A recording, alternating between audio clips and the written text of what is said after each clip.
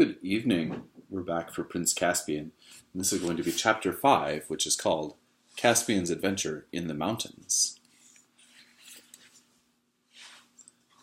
After this, Caspian and his tutor had many more secret conversations on top of the great tower, and at each conversation Caspian learned more about old Narnia, so that thinking and dreaming about the old days, and longing that they might come back, filled nearly all his spare hours. But of course he had not many hours to spare, for now his education was beginning in earnest. He learned sword fighting and riding, swimming and diving, how to shoot with the bow and play on the recorder and the thuribow, how to hunt the stag and cut him up when he was dead, besides cosmography, rhetoric, heraldry, versification, and of course history, with a little law, physic, alchemy, and astronomy. Of magic he learned only the theory, for Dr. Cornelius said the practical part was not proper study for princes. And I myself, he added, am only a very imperfect magician, and can do only the smallest experiments. Of navigation, which is a noble and heroical art, said the doctor, he was taught nothing, because King Miraz disapproved of ships and the sea. He also learned a great deal by using his own eyes and ears. As a little boy, he had often wondered why he disliked his aunt, Queen Prunaprismia. He now saw that it was because she disliked him. He also began to see that Narnia was an unhappy country. The taxes were high, and the laws were stern, and Miraz was a cruel man. After some years, there came a time when the queen seemed to be ill, and there was a great deal of bustle and pother about her in the castle, and the doctors came, and the courtiers whispered. This was in early summertime, and one night, while all this fuss was going on, Caspian was unexpectedly wakened by Dr. Cornelius after he had been only a few hours in bed. "Are we going to do a little astronomy, doctor?" said Caspian. "Hush," said the doctor. "Trust me and do exactly as I tell you. Put on all your clothes. You have a long journey before you."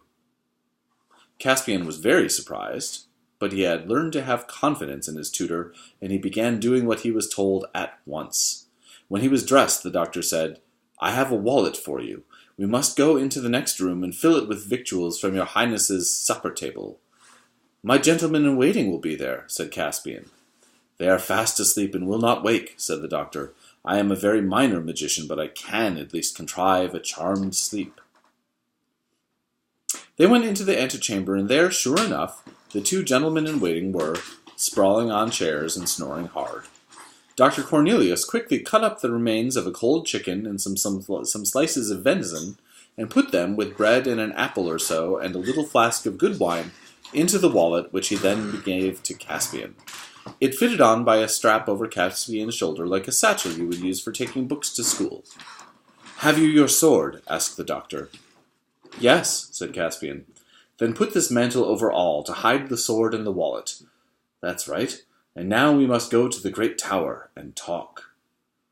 When they had reached the top of the tower, it was a cloudy night, not at all like the night when they had seen the conjunction of Tarva and Alambil. Dr. Cornelius said, "Dear Prince, you must leave this castle at once and go to seek your fortune in the wide world. Your life is in danger here." "Why?" asked Caspian. "Because you are the true king of Narnia, Caspian the 10th, the true son and heir of Caspian the 9th. Long life to your majesty." And suddenly, to Caspian's great surprise, the little man dropped down on one knee and kissed his hand. "What does it all mean? I don't understand," said Caspian. "I wonder you have never asked me before," said the doctor, "why, being the son of King Caspian, you are not King Caspian yourself. Everyone except your majesty knows that Miraz is a usurper. When he first began to rule, he did not even pretend to be the king. He called himself Lord Protector. But then your royal mother died, the good queen and the only Telmarine who was ever kind to me. And then, one by one, all the great lords who had known your father died or disappeared. Not by accident, either. Miraz weeded them out. Belisar and Uvilas were shot with arrows on a hunting party. By chance, it was pretended. All the great house of the Passerids he sent to fight giants on the northern frontier, till one by one they fell. Arlian and Aramon and a dozen more he executed for treason on a false charge. The 2 brothers of Beaversdam he shut up as madmen, and finally he persuaded the 7 noble lords, who alone among all the Telmarines did not fear the sea, to sail away and look for a new lands beyond the Eastern Ocean, and, as he intended, they never came back. And when there was no one left who could speak a word for you, then his flatterers, as he had instructed them, begged him to become king, and of course he did. "Do you mean he now wants to kill me too?" said Caspian. "That is almost certain," said Dr. Cornelius. "But why now?" said Caspian. "I mean, why didn't he do it long ago if he wanted to? And what harm have I done him?" "He has changed his mind about you because of something that happened only 2 hours ago. The Queen has had a son." "I don't see what that's got to do with it," said Caspian. "Don't see!" exclaimed the doctor. "Have all my lessons in history and politics taught you no more than that? Listen. As long as he had no children of his own, he was willing enough that you should be king after he died. He may not have cared much about you, but he would rather you should have the throne than a stranger. Now that he has a son of his own, he will want his own son to be the next king. You are in the way. He'll clear you out of the way." "Is he really as bad as that?" said Caspian. "Would he really murder me?" "He murdered your father," said Dr. Cornelius. Caspian felt very queer and said nothing. "I can tell you the whole story," said the doctor, "but not now. There is no time. You must fly at once." "You'll come with me?" said Caspian. "I dare not," said the doctor. "It would make your danger greater. 2 are more easily tracked than 1. Dear Prince, dear King Caspian, you must be very brave. You must go alone and at once. Try to get across the southern border to the court of King Nain of Archenland. He will be good to you." "Shall I never see you again?" said Caspian in a quavering voice. "I hope so, dear King," said the doctor. "What friend have I in the whole world except your majesty? And I have a little magic, but in the meantime speed is everything. Here are 2 gifts before you go. This is a little purse of gold. Alas, all the treasure in this castle should be your own by rights. And here is something far better." He put in Caspian's hands something which he could hardly see, but which he knew by the feel to be a horn. "That," said Dr. Cornelius, "is the greatest and most sacred treasure of Narnia. Many terrors I endured, many spells did I utter to find it when I was still young. It is the magic horn of Queen Susan herself, which she left behind her when she vanished from Narnia at the end of the Golden Age. It is said that whoever blows it shall have strange help. No one can say how strange. It may have the power to call Queen Lucy and King Edmund and Queen Susan and High King Peter back from the past, and they will set all to rights. It may be that it will call up Aslan himself. Take it, King Caspian, but do not use it except at your greatest need. And now, haste, haste, haste. The little door, at the very bottom of the tower, the door into the garden, is unlocked. There we must part." "Can I get my horse Destrier?" said Caspian. "He is already saddled and waiting for you, just at the corner of the orchard." During the long climb down the winding staircase, Cornelius whispered many more words of direction and advice. Caspian's heart was sinking, but he tried to take it all in. Then came the fresh air in the garden, a fervent hand clasp with the doctor, a run across the lawn, a welcoming whinny from Destrier, and so King Caspian X left the castle of his fathers. Looking back, he saw fireworks going up to celebrate the birth of the new prince. All night he rode southward, choosing byways and bridle paths through woods as long as he was in country that he knew, but afterward he kept to the high road. Destrier was as excited as his master at this unusual journey, and Caspian, though tears had come to his eyes at saying goodbye to Dr. Cornelius, felt brave and, in a way, happy to think that he was King Caspian, riding to seek adventures, with his sword on his left hip and Queen Susan's magic horn on his right. But when day came, with a sprinkle of rain, and he looked about him and saw on every side unknown woods, wild heaths, and blue mountains, he thought how large and strange the world was, and felt frightened and small. As soon as it was full daylight, he left the road and found an open grassy place amid a wood where he could rest. He took off Destrier's bridle and let him graze, ate some cold chicken and drank a little wine, and presently fell asleep. It was late afternoon when he awoke. He ate a morsel and continued his journey, still southward, by many unfrequented lanes. He was now in a land of hills, going up and down, but always more up than down. From every ridge he could see the mountains growing bigger and blacker ahead. As the evening closed in, he was riding their lower slopes. The wind rose. Here's a picture of him riding through the woods.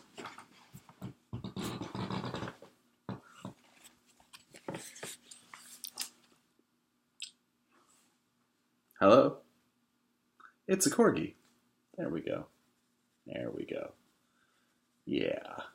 Aw. Oh, all right. I hope you like the story. The wind rose. Soon rain fell in torrents. Destrier became uneasy. There was thunder in the air. And now they entered a dark and seemingly endless pine forest, and all the stories Caspian had ever heard of trees being unfriendly to man crowded into his mind. He remembered that he was, after all, a Telmarine, one of the race who cut down trees wherever they could and were at war with all wild things, and though he himself might be unlike other Telmarines, the trees could not be expected to know this. Nor did they. The wind became a tempest, the woods roared and creaked all round him. There came a crash. A tree fell right across the road just behind him. "Quiet, Destrier, quiet," said Caspian, patting his horse's neck, but he was trembling himself and knew that he had escaped death by an inch. Lightning flashed, and a great crack of thunder seemed to break the sky in two just overhead. Destrier bolted in good earnest. Caspian was a good rider, but he had not the strength to hold him back. He kept his seat, but he knew that his life hung by a thread during that wild career that followed. Tree after tree rose up before them in the dusk and was only just avoided. Then, almost too suddenly to hurt, and yet it did hurt him too, something struck Caspian on the forehead, and he knew no more. When he came to himself, he was lying in a firelit place with bruised limbs and a bad headache. Low voices were speaking close at hand. "And now," said one, "before it wakes up, we must decide what to do with it." "Kill it," said another. "We can't let it live. It would betray us." "We ought to have killed it at once, or else left it alone," said a third voice. "We can't kill it now. Not after we've taken it in and bandaged its head and all. It would be murdering a guest." "Gentlemen," said Caspian in a feeble voice, "whatever you do to me, I hope you will be kind to my poor horse." "Your horse had taken flight long before we found you," said the first voice, a curiously husky, earthy voice, as Caspian now noticed. "Now, don't let it talk you round with its pretty words," said the second voice. "I still say—" "Horns and halibuts!" exclaimed the third voice. "Of course we're not going to murder it. For shame, Knickerbrick! What do you say, Truffle Hunter? What shall we do with it?" "I shall give it a drink," said the first voice, presumably Truffle Hunter's. A dark shape approached the bed. Caspian felt an arm slipped gently under his shoulders, if it wasn't exactly an arm. The shape somehow seemed wrong. The face that bent toward him seemed wrong, too. He got the impression that it was very hairy and very long-nosed, and there were odd white patches on each side of it. "It's a mask of some sort," thought Caspian, "or perhaps I'm in a fever and imagining it all." A cupful of something sweet and hot was set to his lips, and he drank. At that moment, one of the others poked the fire. A blaze sprang up, and Caspian almost screamed with the shock, as the sudden light revealed that the face that was looking into his own. It was not a man's face, but a badger's, though larger and friendlier and more intelligent than the face of any badger he had seen before. And it certainly had been talking. He saw, too, that he was on a bed of heather in a cave. By the fire sat two little bearded men, so much wilder and shorter and hairier and thicker than Dr. Cornelius that he knew them at once for real dwarfs, ancient dwarfs with not a drop of human blood in their veins. And Caspian knew that he had found the old Narnians at last. Then his head began to swim again. This is what it looks like.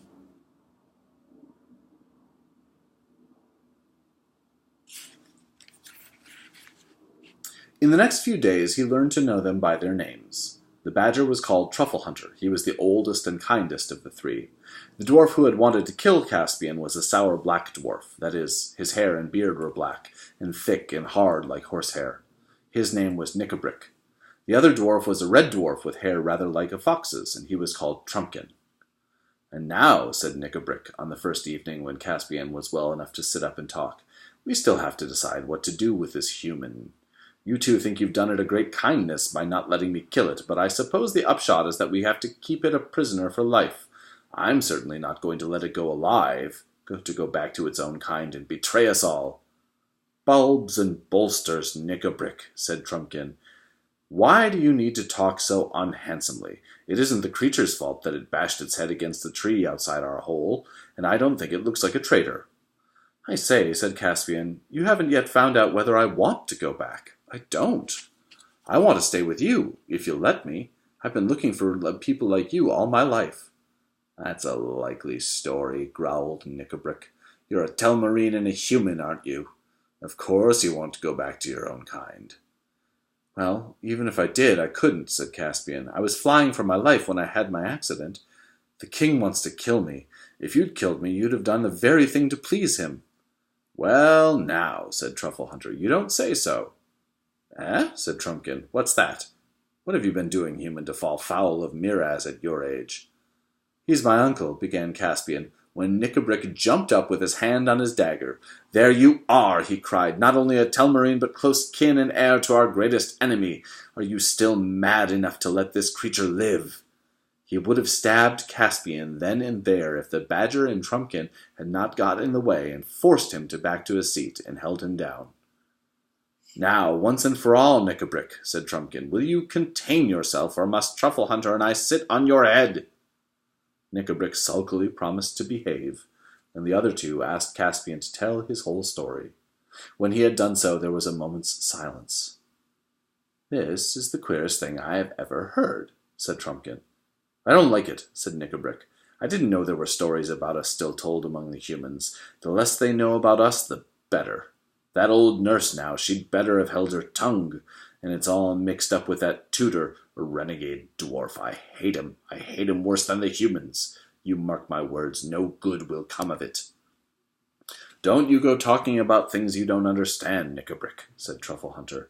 "You dwarfs are as forgetful and changeable as the humans themselves. I'm a beast, I am, and a badger what's more.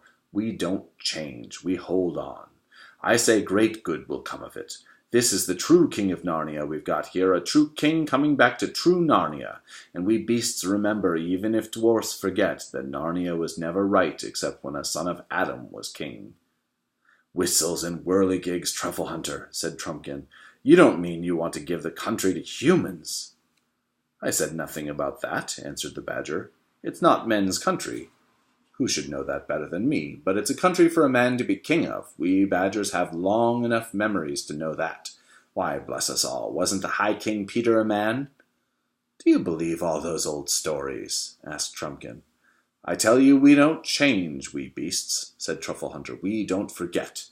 I believe in the High King Peter and the rest that reigned at Cair Paravel as firmly as I believe in Aslan himself." "As firmly as that, I dare say," said Trumpkin. "But who believes in Aslan nowadays?" "I do," said Caspian. "And if I hadn't believed in him before, I would now. Back there among the humans, the people who laughed at Aslan would have laughed at stories about talking beasts and dwarfs. Sometimes I did wonder if there really was such a person as Aslan. But then sometimes I wondered if there were really people like you. Yet there you are." "That's right," said Truffle Hunter. "You're right, King Caspian, and as long as you will be true to old Narnia, you shall be my king, whatever they say. Long life to your majesty." "You make me sick, badger," growled Knickerbrick. "The High King Peter and the rest may have been men, but they were a different sort of men. This is one of the cursed Telmarines. He has hunted beasts for sport. Haven't you now?" he added, rounding suddenly on Caspian. "Well, to tell you the truth, I have," said Caspian. "But they weren't talking beasts." "It's all the same thing," said Knickerbrick. "No, no, no," said Truffle Hunter. "You know it isn't. You know very well that the beasts in Narnia nowadays are different, and are no more than the poor, dumb, witless creatures you'd find in Calamorn or Telmar. They're smaller, too. They're far more different from us than the half-dwarfs are from you." There was a great deal more talk, but it all ended with the agreement that Caspian should stay, and even the promise that, as soon as he was able to go out, he should be taken to see what Trumpkin called the others, for apparently in these wild parts all sorts of creatures from the old days of Narnia still lived on in hiding. Chapter 6 will be called The People That Lived in Hiding, and I believe we will be meeting some characters in that chapter who will be friends for several books. All right, good night.